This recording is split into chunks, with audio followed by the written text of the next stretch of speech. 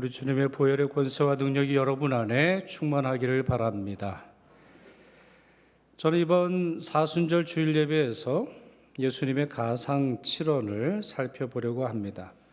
알려진 바에 따르면 예수님은 어느 금요일 오전 9시에 손과 발에 못 박히신 채로 십자가에 달리시지요. 그리고는 오후 3시에 별세하십니다. 이 6시간 동안에 하셨던 예수님의 말씀을 사복음서가 기록을 하고 있는데요. 이를 가상 7원, 십자가상의 7말씀 이렇게 부르는 것이죠. 추측하건대 세 말씀은 오전 중에 하셨으리라고 보고요. 그리고 나머지 4말씀은 오후에 별세하시기 임박했을 때 하신 것으로 보입니다. 가상칠언이 중요한 이유가 있습니다. 이렇게 우리가 사순절뿐만 아니라 자주 묵상해야 하는 이유가 있는데 예수님의 신성과 인성의 의미를 알려줍니다. 예수님이 십자가에 달려 돌아가신 의미와 목적을 깨닫게 합니다. 또 예수님을 십자가에 못 박게 한 인간의 죄악과 인간의 희망이 무엇인지를 알게 합니다. 자, 그 첫 말씀이 용서의 말씀인데요. 누가복음 23장 34절 예수께서 하신 말씀만 읽어보면 이렇게 되어 있어요. 아버지여 저들을 사하여 주옵소서 자기들이 하는 것을 알지 못함이니이다. 이 말씀이 우리에게 무엇을 알려줄까요? 달리 말씀드리면 이 말씀에서 보여지는 예수 그리스도의 모습과 우리가 붙들어야 하는 희망, 우리 자신의 죄악의 모습은 무엇일까요? 첫째, 기도하시는 예수님의 모습입니다. 기도하시는 예수님의 모습이에요. 예수님은 더 이상 설교하시지 않으셨습니다. 왜 그럴까요?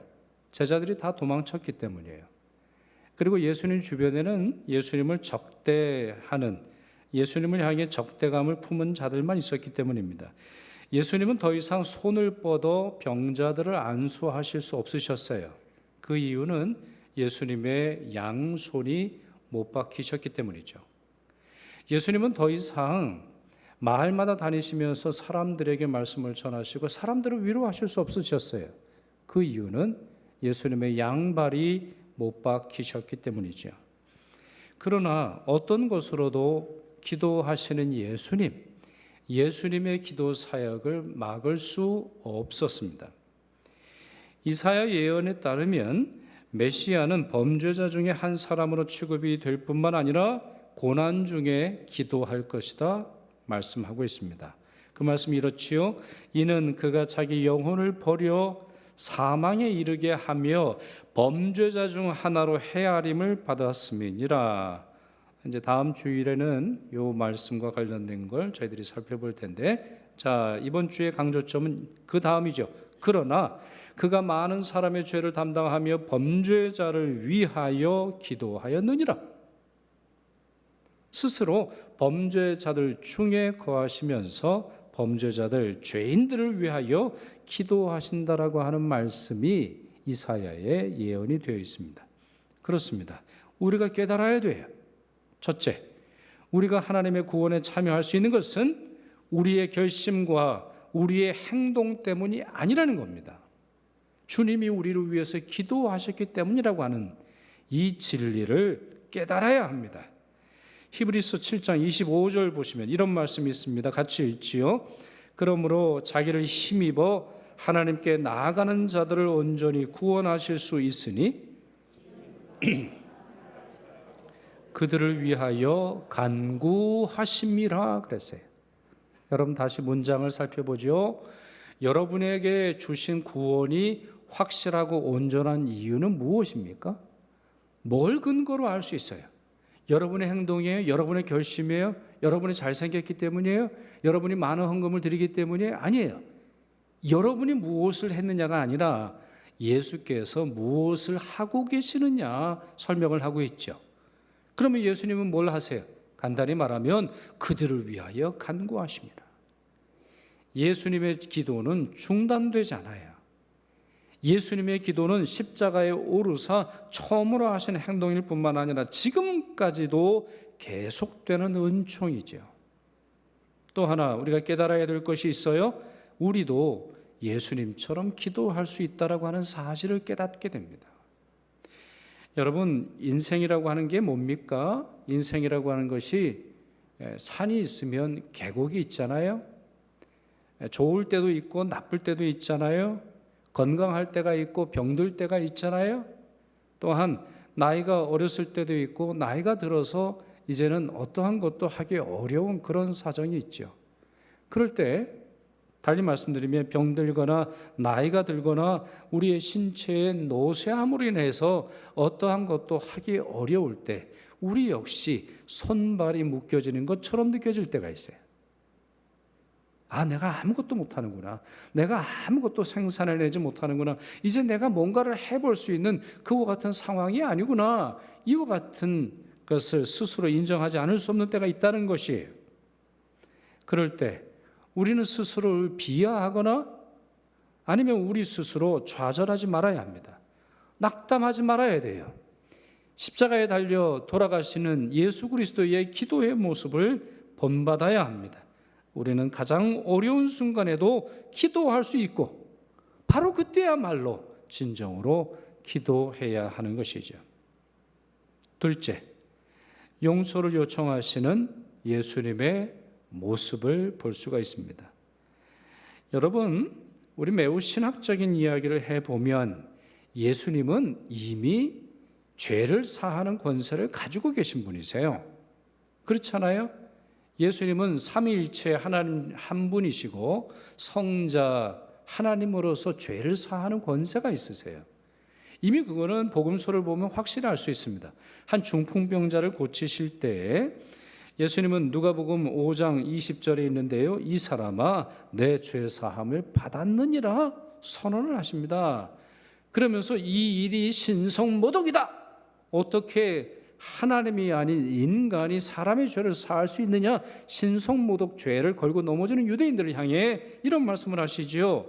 인자가 땅에서 죄를 사하는 권세가 있는 줄을 너희로 알게 하리라.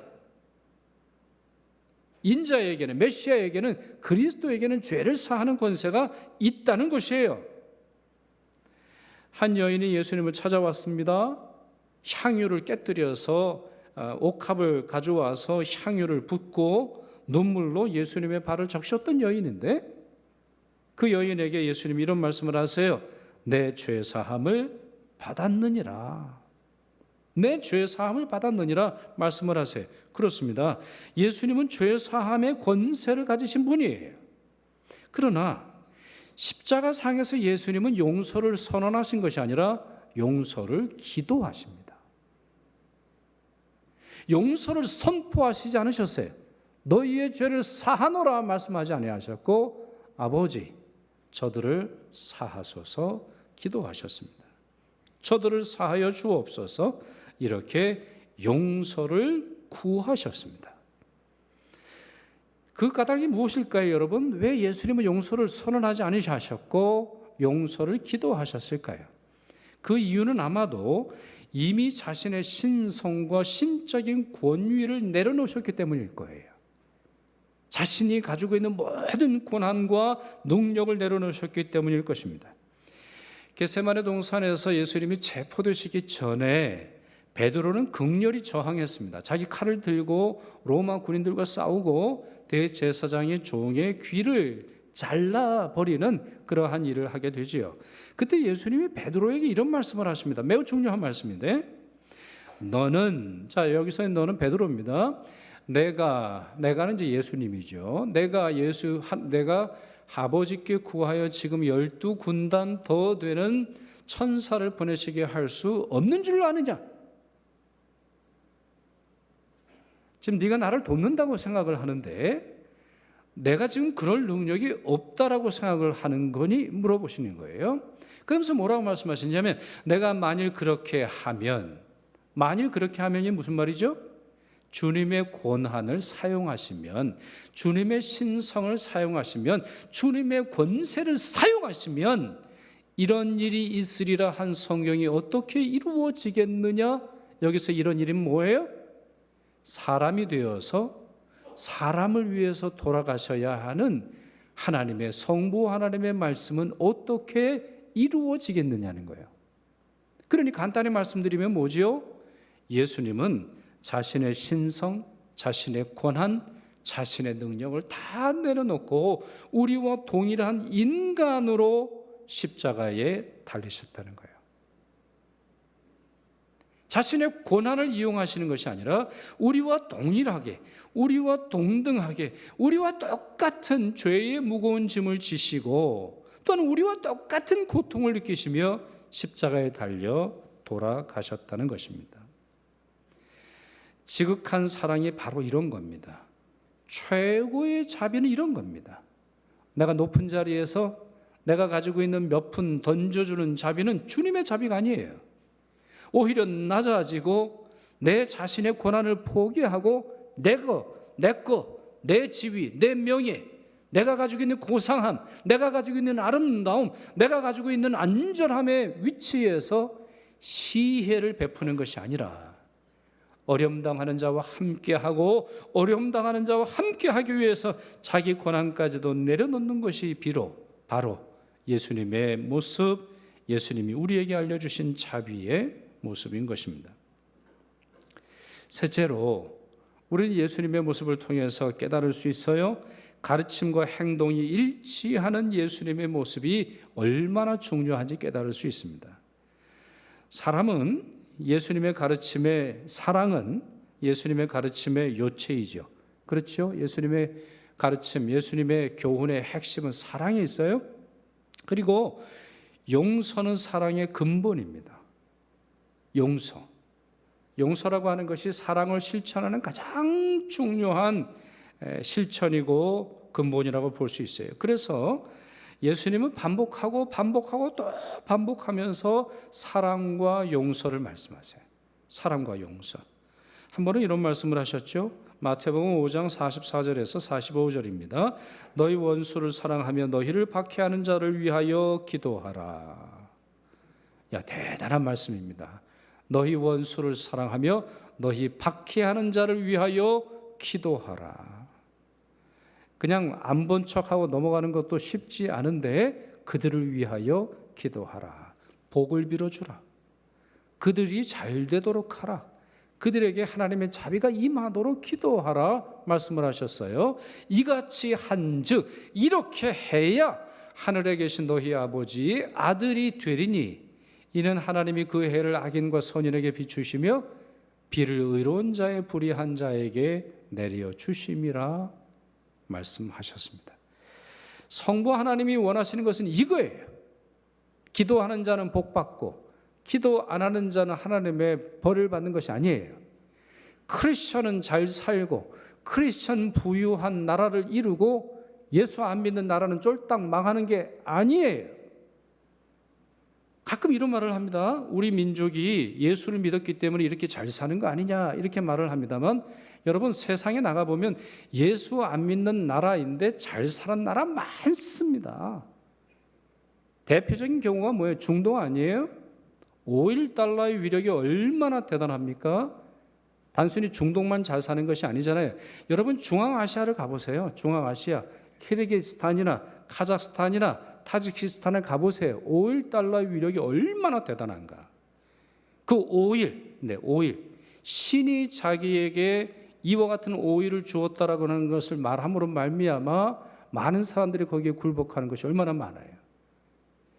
제가 우간다 이번에 다녀왔잖아요. 이제 이번 주 수요일에 제가 우간다 다녀온 보고를 할 텐데, 아니 새벽에 거기에 소리가 나서 가만히 뭘 하나 봤더니 우리 이슬람 사원에서 아침 시간에 되면은 그 기도 올리는 게 있거든요. 그게 울리더라고요. 너무 깜짝 놀랐어요. 여러분 케냐 가보세요. 탄자니아 가보세요. 가보시면은 이 여성들이 이제 이 이슬람 이거 쓰는 거 있죠? 그런 분들이 점점 많아지고 있다라는 것을 이해할 수 있어요. 내려오고 있어요. 중동에만 있던 이슬람이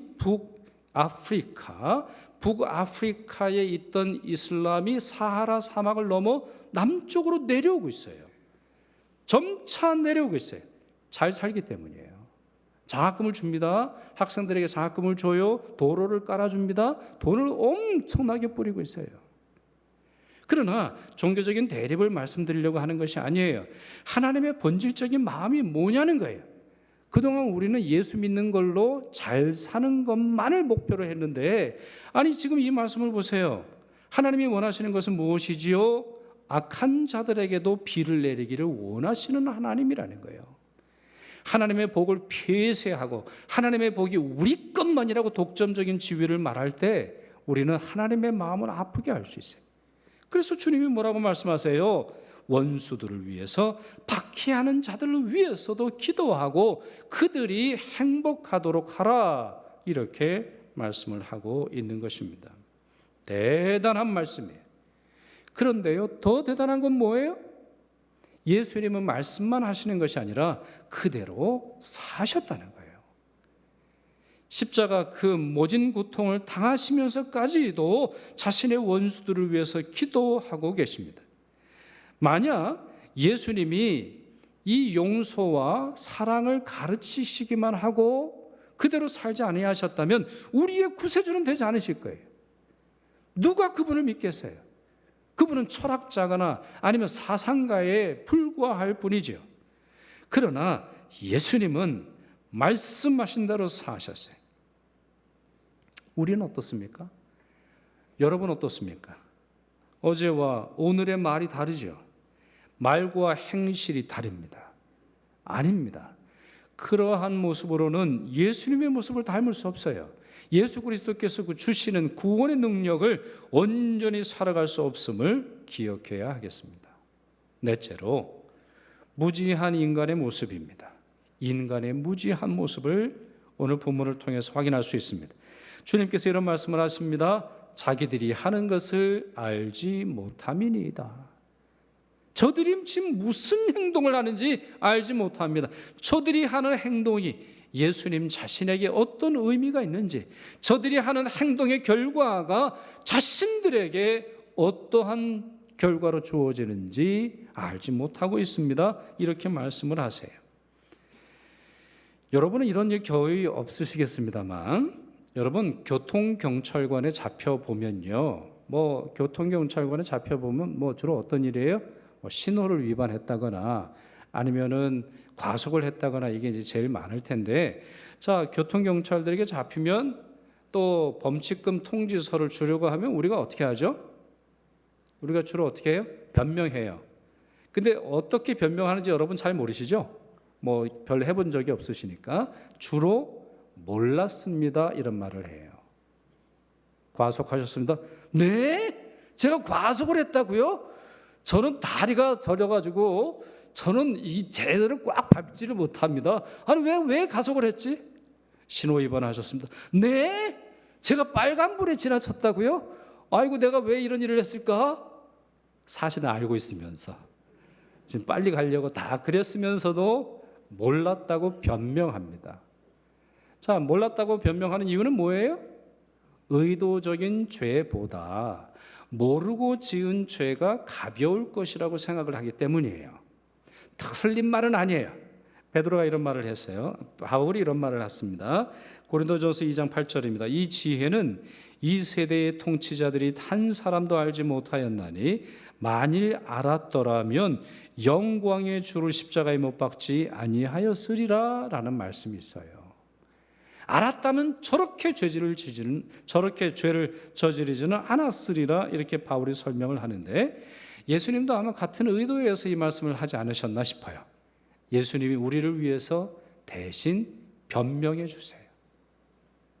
저들은 잘 몰랐을 겁니다. 저들은 무지합니다. 저들이 알지 못했기 때문에 나를 십자가에 못 박고 있습니다, 이렇게 말씀하시죠. 그러나 주님이 선처를 호소하신다고 해서 무지가 의가 되지 않아요. 무지는 여러분에게 의로움을 주지 않아요. 무지함은 죄를 낳는다는 사실을 간과하지 마세요. 잠언 19장 3절입니다. 사람이 미련함으로 자기 길을 굽게 하고, 24장 1절 미련한 자의 생각은 죄다 경고하고 있어요. 예수님은 더러운 행동의 기원이 인간 내면에 있다 말씀하세요. 우리가 더러운 행동을 하는 것은 환경 때문이 아니에요. 음욕을 품는 거는 여자나 남자 때문이 아니에요. 아니면 우리가 도둑질하고 싶어 하는 마음은 저 사람 때문이 아니에요. 나 때문이에요. 내 마음 때문이에요. 그 말씀이 이렇게 되어 있어요. 마가복음 7장 21절에서 23절입니다. 속에서 그 사람의 마음에서 나오는 것은 악한 생각, 곧 음란과 도둑질과 살인과 간음과 탐욕과 악독과 속임과 음탕과 질투와 비방과 교만과 마지막이 뭐예요? 우매함이니 생각 없이 행동함이니 무식함이니 깨닫지 못하고 있으니 이 모든 악한 것이 다 속에서 나와서 사람을 더럽게 하느니라 그랬어요. 우리의 무지함이 한몫합니다. 우리의 무지함, 하나님에 대한 무지함, 세상에 대한 무지함, 나 자신에 대한 무지함, 내가 버리는 쓰레기가 어떠한 결과를 일으키는지, 내가 내뱉는 말이 비수처럼 어떤 사람의 마음을 휘집는지 알지 못하니까 그런 행동을 하는 거예요. 무지함이 죄를 만들어내요. 그렇습니다. 우매함과 무지함은 벌을 감하는 장치가 아니라 죄를 만드는 공장이에요. 함부로 말하고 함부로 행동하고 함부로 죄 짓도록 만드는 무지함 상태가 우리 가운데 있다라고 하는 것이죠. 그렇게 성경을 통해서 우리는 끊임없이 노력해야 합니다. 내 행동의 결과가 무엇인지, 내 마음과 영혼이 하나님이 보실 때는 어떤 모습인지를 알아야 하는 거예요. 여러분, 우리 건강도 그렇잖아요. 병원에는 왜 갑니까? 병원에 가는 이유는 의사가 내 상태를 보고 내 상태를 듣기를 원하는 거지. 가자마자 이런 사람이 있어요. 의사들이 제일 싫어한다고 하죠. 선생님, 감기약 주세요. 왜요? 제가 감기 걸린 것 같아요. 선생님, 저 항생제 주세요. 왜요? 염증이 생겼으니까 그냥 항생제 좀 먹어볼래요. 자기가 다 아는 것처럼 하고 자기가 다 뭐 병에 대해서 통달한 것처럼 행동하는 사람들이 더 큰 문제를 일으키는 거예요. 약도 마찬가지예요. 약도 의사의 처방이 필요한 건데 이거 좋다더라 저거 좋다더라. 저도 아플 때 정말 많이 먹었거든요. 어떤 약을 막 먹으면 머리가 막 깨질 것 같아요. 그 하나가 뭐냐면 개똥쑥이에요. 개똥쑥. 목사님, 아멘은 개똥쑥이 좋답니다. 정말 이만큼을 누가 가져오셨어요. 그 비싼 개똥쑥을 강화도에서 키운 거라면서 먹는데 막 머리가 깨질 것 같더라고요. 근데 계속 먹으라는 거예요. 그게 명현 현상이니까 암이 다 떠나간다는 거예요. 그래서 그러는지는 잘 모르겠습니다만 하여튼 우리가 그렇게 살아가요. 주님이 주시는 말씀에 따라 자기 자신을 비추어야 하는데 내 생각과 내 느낌에 따라서 내가 대단한 사람이야? 아니면 내가 나는 별거 아니야? 이렇게 생각하는 것이 우리의 실상이라는 거예요. 아닙니다. 무지가 우리를 파괴한다는 사실을 기억하시고 어떻게 하든지 주님의 말씀을 읽고 이해하시는 여러분 되시길 바랍니다. 말씀을 좀 정리하죠. 오늘 가상칠언의 첫 번째 말씀을 살펴보았는데요. 우리 크게 두 가지를 이해할 수 있어요. 우리가 십자가 앞에서 정직하게 설 때 무엇을 얻느냐는 거예요. 우리가 십자가를 믿는다라고 말하는데 그 십자가를 믿는다고 말할 때 우리가 무엇을 얻게 되느냐는 거예요. 첫째, 예수님으로부터 용서를 받는 것입니다. 예수님의 용서를 받는 거예요. 앤드류 모레이라고 하는 분이 이런 말씀을 하셨는데 세상에는 오직 죄인들만 존재합니다. 두 종류의 죄인들이 존재하는데 용서받은 죄인과 아직 용서받지 못한 죄인입니다. 맞는 말이에요. 로마서 3장 말씀 보시면 이 땅에는 의인이 없어요. 깨닫는 자도 없고 하나님을 찾는 자도 선을 행하는 자도 없어요. 이거는 마치 사형 선고와 같습니다. 우리의 힘으로는 아무것도 못한다는 거예요. 의를 행하는 정도가 아니죠. 선을 행하는 정도가 아니에요. 깨닫는 자도 없고 하나님을 찾는 자도 없다라고 말하고 있어요.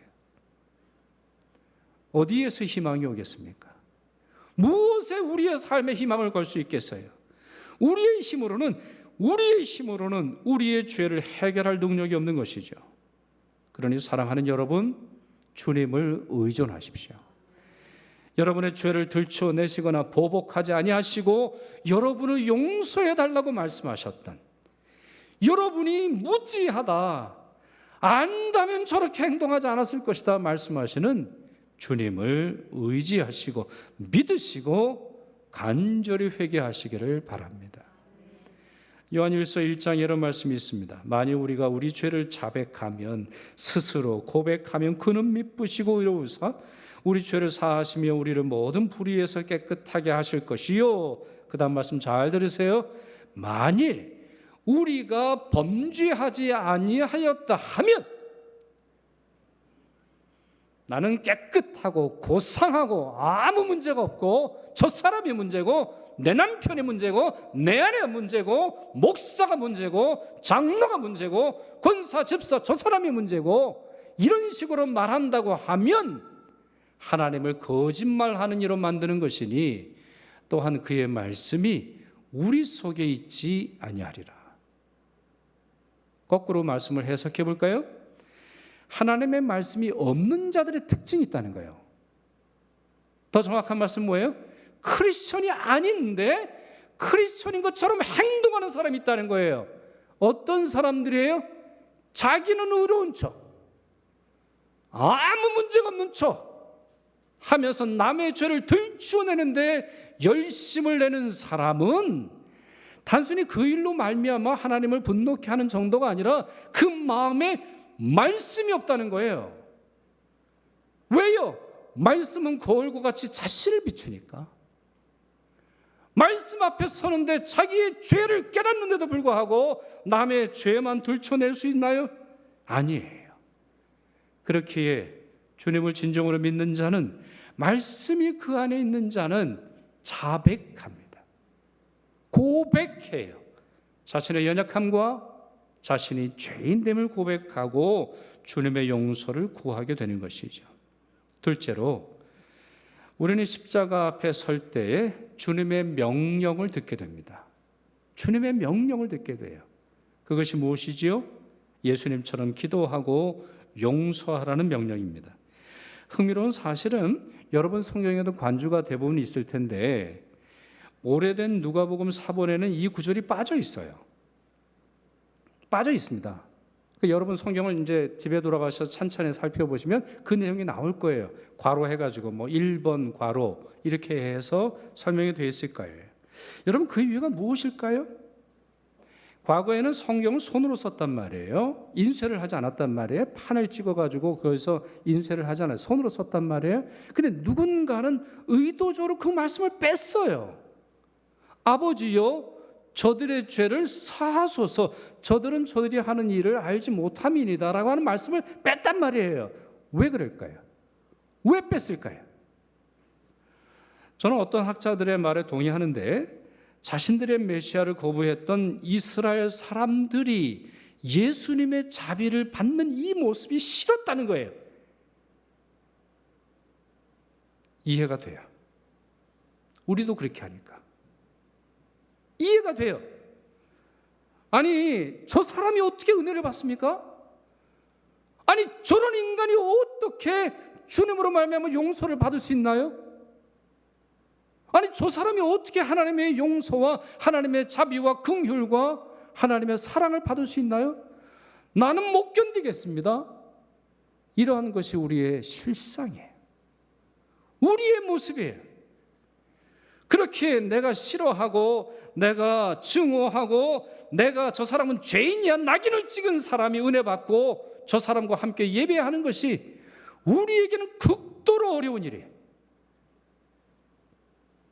그러나 이것이 주님의 명령이라고 하는 사실을 기억해야 합니다. 명령은 쓰면 뱉고 달면 삼키는 것이 아니잖아요. 주님께서 하신 것처럼 우리도 그렇게 해야 하는 것이에요. 그러나 여러분, 엄밀히 말해서 용서는 다른 사람 때문이 아니라, 다른 사람이 아니라 우리 자신을 자유케 합니다. 우리 자신을 용서하는 내 자신에게 유익이 돼요. 만약 우리가 용서하지 않고 미움과 분노를 끌어안고 산다면 우리는 그 사람의 행동과 상처받은 감정을 어깨에 메고 다니는 것과 하등 다를 바가 없어요. 하등 다를 바가 없어요. 옛날에는 뭐 그런 말을 했잖아요. 도둑이 제 발 저린다. 요즘에 도둑이 왜 발이 저립니까? 도둑 발 저리는 시대는 갔어요. 여러분, 장관 되는 사람들, 정치하는 사람들, 죄가 들추어지기 전까지는 대단한 것처럼 뻑이잖아요. 여러분, 그렇잖아요. 요즘에 자기 아들, 자기 딸 폭행하고 아니면 자기 문제 이렇게 아무렇지도 않은 듯이 행동을 하다가 죄가 들추면 그때에 빌어서 죄송합니다. 평생 마음에 안고 살겠습니다. 그러면 그동안은 뭐 했다는 거예요? 두 다리 쭉 뻗고 살았다는 거예요. 아니에요. 우리의 마음속에 오히려 용서하지 못하는 우리의 마음속에 우리 스스로 괴로워하고 살아요. 그래서 헨리 나우엔이라고 하는 영성가는 용서를 자유의 길로 설명을 했어요. 책의 일부를 읽어드립니다. 다른 사람을 마음으로부터 용서하는 것은 해방의 행동입니다. 누가요? 내가 나를 해방하는 거예요. 우리가 우리에게 상처를 준 사람들을 용서하지 못한다면 우리는 그 사람들을 우리에게로 끌고 들어올 뿐만 아니라 더 나아가서 그들이 무거운 짐이 되도록 하는 것입니다. 그러므로 용서는 다른 사람뿐만 아니라 우리 자신을 해방시킵니다. 용서는 하나님의 자녀가 누리는 자유를 향한 길입니다. 말씀을 맺습니다. 친구이든 원수이든 어느 누구도 자비와 사랑과 용서의 기도에서 제외될 수 없습니다. 친구를 위해서 기도하는 것만큼 원수를 위해서 기도하십시오. 용서받고 용서하여 죄의 사슬에서 벗어나 진정한 자유를 누리시는 여러분 모두 되시기를 축원합니다. 기도하겠습니다. 사랑의 주님, 원수와 죄인들을 위해 기도하시며 성부 하나님께 용서를 간구하셨던 주님의 모습을 저희 마음에 새깁니다. 그 사랑에 저희가 용서를 받았음을 믿으며 그렇기에 감사와 찬양과 경배를 올려드립니다. 또한 저희도 그렇게 기도하고 사랑하고 용서를 실천하려 하오니 십자가에서의 주님 닮게 하옵소서. 원망의 기도, 탄식의 기도, 절망의 기도, 중언부언의 기도가 아니라 죄인들을 용서하며 복을 비는 기도를 드리게 하옵시고 은혜로우시며 긍휼히 여기시며 더디 노하시는 하나님의 성품 따라 살게 하여 주옵소서. 사랑과 자비의 주 예수 그리스도의 이름으로 기도드리옵나이다. 아멘.